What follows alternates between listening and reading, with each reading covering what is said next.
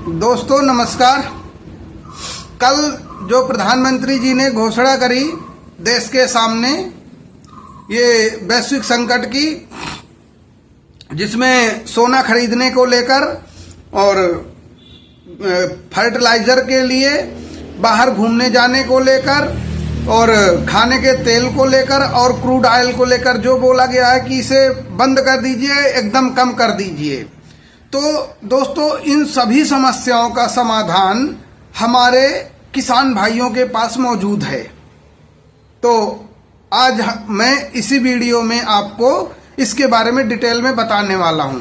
तो प्रधानमंत्री जी ने दोस्तों जो ये 4-5 चीजों के लिए मना किया है उपयोग करने को लेकर, इनका आप देखिए $240 बिलियन का भारत हर साल आयात करता है, यानी कि देश से बाहर 20 से 21 लाख करोड़ रुपए देश का बाहर जाता है, जिससे हमारा विदेशी मुद्रा भंडार कम पड़ता है। और दोस्तों ये सब जरूरत की चीजें हैं, लेकिन हमारे देश में इसका अपने किसान भाइयों के पास में पूरा इससे बाहर निकलने का एक रोड मैप है। पहले से हम लोग उसको धीमी गति से करते आए हैं।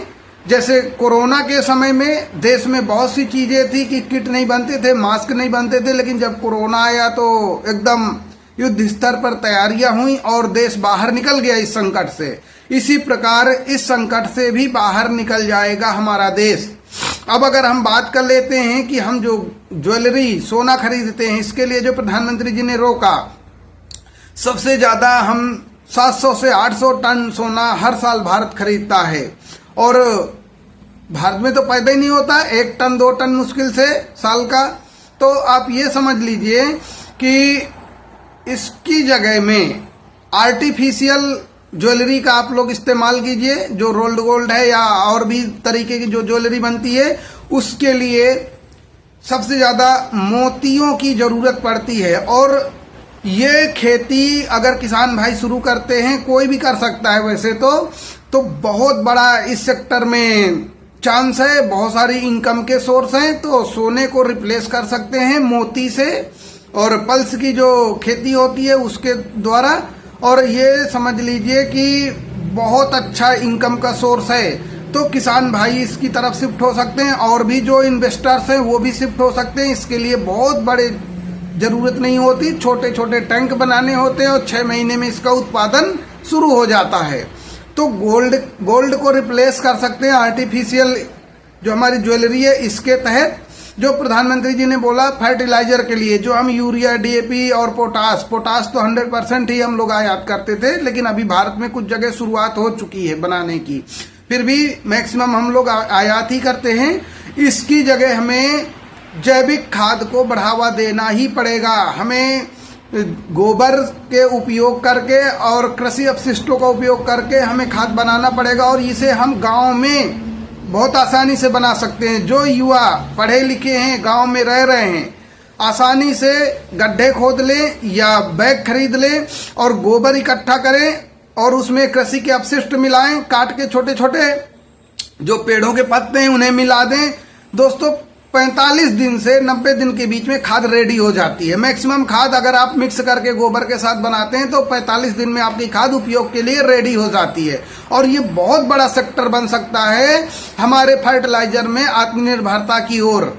और अगर युवाओं के लिए रोजगार भी हो जाएगा, गांव में होगा, अपने घर में होगा और बहुत तेजी से होगा। जितनी हरी घास है, जितने कृषि अपशिष्ट हैं, तो उन सबको लेना है और गोबर के साथ मिक्स करके रख देना है। 45 दिन में रेडी हो जाती है दोस्तों। अब जो दवाई जो हम लोग लेते हैं फर्टिलाइजर के नाम पे जो छिड़कने के लिए, वो जीवामृत भी हमारे 7 दिन में बन के तैयार हो जाता है। मैक्सिमम ठंडी के दिनों में 10 दिन का लगता है। और उसमें भी यही गोबर उपयोग होता है, गौमूत्र उपयोग होता है, बेसन और खाद का उसका गुड़ का उपयोग होता है। किसी भी प्रकार की जो दवाएं छिड़कते हैं कीड़ा मारने के लिए, वो सब हम आसानी से गांव में तैयार कर सकते हैं किसान भाइयों के लिए। अब ये चैलेंज का समय है और जो गांव में युवा रह रहे हैं, जो युवा किसान हैं, पढ़े लिखे किसान हैं, उन्हें इसे अपनी एक अपॉर्चुनिटी के तौर में लेना होगा। खर्चे कुछ नहीं है, एक पैसे का खर्चा नहीं है, बस थोड़ी मेहनत करनी है और आपके गांव में सारा रॉ मटेरियल तैयार है जैविक खाद के लिए, और जो केमिकल फर्टिलाइजर जो हम छिड़कने वाला लेते हैं उसके लिए सब कुछ अवेलेबल है। तो हम इस समस्या से बहुत आसानी से निकल जाएंगे दोस्तों। बस लगना पड़ेगा, सबको लगना पड़ेगा। इसको एक तरीके से स्टार्टअप की तरह जो युवा हैं गांव में रह रहे हैं वो शुरू कर सकते हैं, और बहुत बहुत अच्छा इनकम होगा, क्योंकि लोग जब बाहर से खाद नहीं लेंगे तो गांव की खाद का उपयोग करेंगे और उत्पादन बढ़ेगा दोस्तों बहुत तेजी से। अब आती है बात पेट्रोकेमिकल की। हम पेट्रोकेमिकल में क्या खरीदते हैं? प्लास्टिक खरीदते हैं। जो प्लास्टिक हम यूज करते हैं, प्लास्टिक का सामान, बैग, थैली, ये सब यूज करते हैं। उसके बाद हम फाइबर खरीदते हैं, जो फाइबर से हमारे कुर्सी में ये भी बनते हैं, साथ में कपड़े भी बनते हैं, दवाइयाँ भी लेते हैं और पेंट भी खरीदते हैं। तो दोस्तों ये पेट्रोकेमिकल उत्पाद हैं। तो हम प्लास्टिक की जगह में जो हमारे और गोबर के प्रोडक्ट बन रहे हैं, कागज के प्रोडक्ट बन रहे हैं, और बहुत सारे हमने प्रोडक्ट बनाए हैं, प्लस जो हम फाइबर यूज करते हैं उसकी जगह हम स्वदेशी फाइबर यूज कर सकते हैं। जो हमारा केला से फाइबर निकलता है, जो हमारा सोया फाइबर है, जो हमारा नारियल का फाइबर है, हम इनको बढ़ा सकते हैं। और गोबर का फाइबर भी इस समय बहुत तेजी से बढ़ रहा है हमारे देश में। तो हम रबड़ और प्लास्टिक को, फाइबर को, तीनों को रिमूव कर सकते हैं हम अपने इन उत्पादों से, अपने स्वदेशी फाइबर से। जो हम पेड़ों से फाइबर निकाल रहे हैं, केले से फाइबर ये ईयरली आपको निकलता है। नारियल यूज करने के बाद जो हम पानी पीने के बाद फेंक देते हैं उससे तेज बहुत ज्यादा फाइबर निकलता है दोस्तों। तो हम इससे यहाँ की भरपाई कर सकते हैं। सेरीकल्चर को बढ़ावा दे सकते हैं हम। अगर हमें कपड़ों के लिए फाइबर चाहिए तो सोया फाइबर उसके लिए बेस्ट है, केला का फाइबर बेस्ट है। और सेरीकल्चर को हम अगर करते हैं तो 3 से 4 साल में उत्पादन शुरू हो जाता है। तो हम हमेशा के लिए परमानेंट इस समस्या का समाधान कर सकते हैं। जो हम दवाइयाँ खरीद रहे हैं, जो दवाइयाँ बनाने के लिए केमिकल बाहर से ला रहे हैं दोस्तों, हमें आयुर्वेद में शिफ्ट करना पड़ेगा। और आयुर्वेद में शिफ्ट करते हैं तो हम मैक्सिमम दवाइयाँ आयुर्वेद की यूज करेंगे, तो हम इस समस्या से पूरी तरीके से निकल जाएंगे। हमारे देश में पहले से आयुर्वेदिक दवाइयाँ, आयुर्वेदिक वैद्य, डॉक्टर उपलब्ध हैं। हमें सिर्फ इनको बढ़ाना है, हमें इनको सहेज के रखना है, अपनी जड़ी बूटियों का उत्पादन बढ़ाना है। जो हम दवाइयों में उपयोग करते हैं उनकी हम एग्रीकल्चर कर सकते हैं, चाहे गिलोय का हो, चाहे हमारा हल्दी का हो, जो काली हल्दी होती है, इस टाइप के जितने भी हैं, जितना कुछ हमें चाहिए कृषि के लिए हम सब खेती कर सकते हैं। तो ये किसान भाइयों के लिए एक बहुत बड़ा चैलेंजिंग समय है और किसान भाई ही इसका समाधान निकाल सकते हैं। हमें मल्टी क्रॉपिंग की तरफ जाना पड़ेगा और 3 टाइम की क्रॉपिंग करनी ही पड़ेगी। ये इसी से समाधान है दोस्तों। जो हम सरसों का तेल, मतलब जो हम खाने का तेल इस्तेमाल करते हैं, जिसमें हम पाम ऑयल और सोयाबीन, उसके बाद में हम सूरजमुखी, जिसे हम सनफ्लावर कहते हैं, बड़ी मात्रा में हम लोग भारत में मतलब आयात करता है भारत। हम और किसान भाई इस देश में, हमारे देश में बहुत सारा सोयाबीन का उत्पादन कर सकते हैं। अभी मध्य प्रदेश में होता है, हमें उत्तर प्रदेश है, राजस्थान है, और आपका महाराष्ट्र है, बिहार है, सब जगह हम सोयाबीन का उत्पादन कर सकते हैं। सब जगह सूरजमुखी का उत्पादन कर सकते हैं, सरसों का उत्पादन कर सकते हैं। हम अपने उत्पादन को बढ़ाएंगे तो हमें विदेश से खाने का तेल लेना नहीं पड़ेगा। और हमारी अभी एक फसल मैक्सिमम जगह पर होती है, कहीं कहीं 2 फसल होती है, लेकिन दोस्तों हमें 3 फसल लेनी पड़ेगी। इस समस्या से हम निकल जाएंगे। और जो हम सरप्लस करके जैसे गेहूं रख देते हैं, चावल रख देते हैं, हमें उसे सरप्लस की जरूरत नहीं है, उसे कम करना पड़ेगा और अन्य प्रोडक्ट उत्पादन करने पड़ेंगे। हमें पल्स का, दालों का उत्पादन अपने बढ़ाना पड़ेगा दोस्तों। हमें जैसे मूंग की दाल है, चना की दाल है, जो जल्दी आ जाती है, इनका हमें उत्पादन करना होगा। मसूर की दाल का उत्पादन करना होगा। अरहर की दाल हमारी ज़्यादा टाइम लेती है, लगभग साल भर ले लेती है, तो उसकी जगह हमें और जो दालें हैं उनका उपयोग करना पड़ेगा। दाल का उपयोग होगा तो ऑयल का उपयोग घटना शुरू होगा। और दोस्तों हमें पशुपालन को विशेष रूप से बढ़ाना पड़ेगा। हमें घी ज़्यादा से ज़्यादा बनाना पड़ेगा। गांव में हमें घी का उत्पादन करना पड़ेगा और ये उत्पादन होगा हमारी गौशालाओं से, ये उत्पादन होगा पशुधन से। हमारे पास घी उपलब्ध होगा तो हम जैसे पहले के समय में था, लोग तेल नहीं खाते थे, घी का उपयोग करते थे, हमें फिर से घी के उपयोग को बढ़ाना होगा, घी के उत्पादन को बढ़ाना होगा। अगर हम ऐसा कर लेते हैं तो हम इस समस्या से पूरी तरीके से निकल जाएंगे। अब बात आती है दोस्तों क्रूड ऑयल की। तो क्रूड ऑयल हमें डीजल पेट्रोल के रूप में यूज़ करते हैं। इसके लिए हमारे पास जो रिप्लेस आ गया है, अभी हम ईवी गाड़ियाँ खरीद रहे हैं, उसके साथ साथ हमें सोलर को बढ़ावा देना पड़ेगा। जो प्रधानमंत्री जी ने जैसे योजना चला रखी है, हर घर सूर्य घर योजना जो चला के रखी है, इसका उपयोग ज़्यादा से ज़्यादा बढ़ाना पड़ेगा।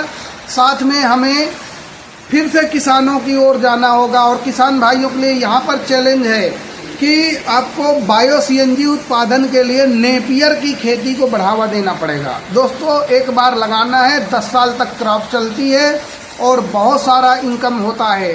जगह जगह पे इसकी इंडस्ट्री लगाना पड़ेगा हमें, जिससे हम बायो सीएनजी बनाएं। तो हमारे देश में जितने भी बड़े औद्योगिक घराने हैं जो व्यापार में लगे हैं पहले से लोग, वो कंपनियां प्लांट लगाएं और किसान भाइयों को प्रोत्साहित करें नेपियर के उत्पादन के लिए। तो हम बायो सीएनजी बनाकर अपने देश में बहुत बड़ा काम कर लेंगे और बायोगैस बनाकर हम गैस की समस्या से निजात पा लेंगे। इसके लिए हमें शहरों की बजाय गांव को आत्मनिर्भर बनाने पे फोकस करना होगा, गांव के विकास पे फोकस करना होगा। तब जब किसान को प्रोत्साहित करेंगे, किसान इसमें आगे बढ़ेगा, रिस्क लेगा, सभी समस्याओं से हम निकल जाएंगे। दोस्तों अभी हमारा साल भर में 20 लाख करोड़ रुपए जो सिर्फ इन 4-5 चीज़ों में जाता है, आप यकीन मानिए अगर हम एक साल युद्ध स्तर पर लग गए, किसान भाई लग गए पूरे देश में, प्रधानमंत्री जी की जो अपील है उसको मान लिया, तो हम एक साल में इसे 10 लाख करोड़ तक घटा के ला सकते हैं, उससे भी हम कम ला सकते हैं। तो दोस्तों हमें पूरी तरीके से ख़त्म करना है, चाहे हमें फर्टिलाइज़र हो, पूरी तरीके से ख़त्म करना है, लगना पड़ेगा। किसान भाइयों जो गांव में बच्चे हैं, पढ़े लिखे बैठे हैं, कुछ नहीं समझ में आ रहा, अब मौका है, अब मौका है। आप नेपियर उगाइए, अब मौका है बायो सीएनजी बनाइए, अब मौका है गोबर गैस प्लांट लगाइए, अब मौका है मल्टी क्रॉपिंग कीजिए, दलहन तिलहन को प्रमोट कीजिए, वो उसका एग्रीकल्चर बढ़ाइए। अब मौका है आपके पास जैविक खाद बनाने का, जैविक फर्टिलाइजर बनाने का, ये करना ही पड़ेगा। और जब हम ये कर लेंगे, इस समस्या से पूरी तरीके से दोस्तों देश निकल जाएगा, यकीन मानिए। लगना पड़ेगा, पूरे देश के किसानों को लगना पड़ेगा, यही समाधान है। जब जब समस्या आई है तब तब देश के किसान ने आगे बढ़कर देश को संभाला है, देश की रक्षा की है। तो दोस्तों अब समय आ गया है कि किसान भाई पुनः एक बार जागृत हों और देश की रक्षा के लिए आगे आएं। अपने कृषि के पैटर्न को बदले, अपने तरीके को बदले। जहां एक बार खेती करते हैं वहां 3 बार खेती करें, जहां सिंगल क्रॉपिंग हो रही है वहां मल्टी क्रॉपिंग करें। जो खाली जगह पड़ी हुई हैं वहां पर बैग लेकर या गमले लेकर उसमें फल सब्जियां उगाएं। समस्या अपने आप हम लोग हैंडल कर लेंगे। तो दोस्तों इस वीडियो में इतना ही। अगर जानकारी अच्छी लगे तो इसे आगे जरूर शेयर करना, जरूर बताना, क्योंकि अगर देश में संकट आया है तो देशवासियों को तैयार होना पड़ेगा इस संकट से निकालने के लिए। बहुत बहुत धन्यवाद आप सभी का।